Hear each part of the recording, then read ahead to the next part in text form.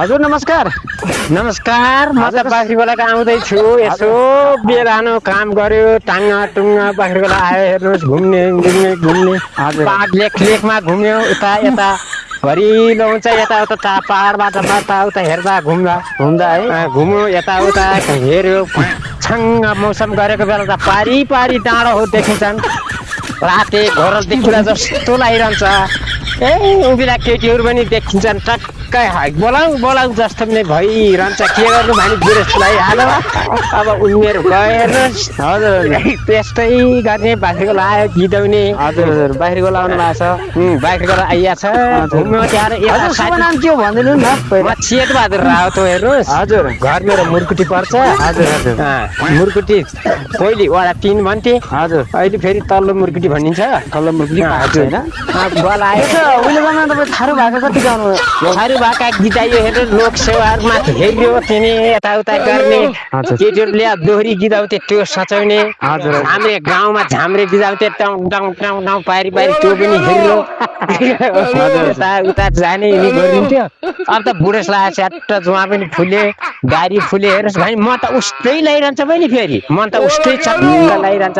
उहिलेका केटी दोहोरी गीत गाउने भएको कति राम्रो हुन्थ्यो भनौँ। हेर्नुहोस्, हजुर तपाईँले त भोइसमा त मुखले पनि झाम्रे मादल बजाउनु हुन्छ। बजाइन्थ्यो नि त्यो मादल नपरे टम टम टम टिक डम डम डम टम टम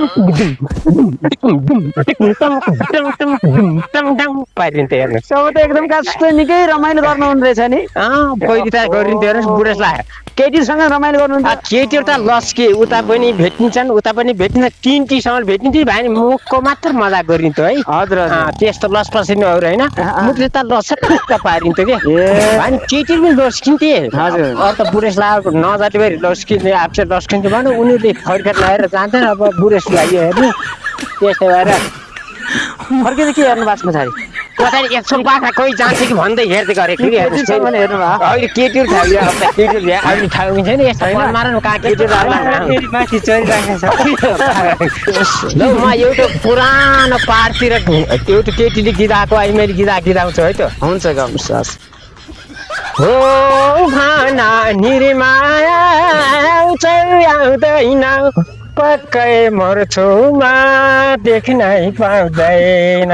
लेखमा गएर यस्ता गिदाइन्थ्यो कि। हजुर हजुर हजुर अनि यिनी गीत गाउने यताउता गर्ने गरिन्थ्यो। बाहिर गएर टाइम पास हुन्न, गिदा एक्लै शिशिर हालो। हेर्नुहोस्, हजुर हजुर टक्क त्यहाँबाट के गरेर टाइम पास हुन्न।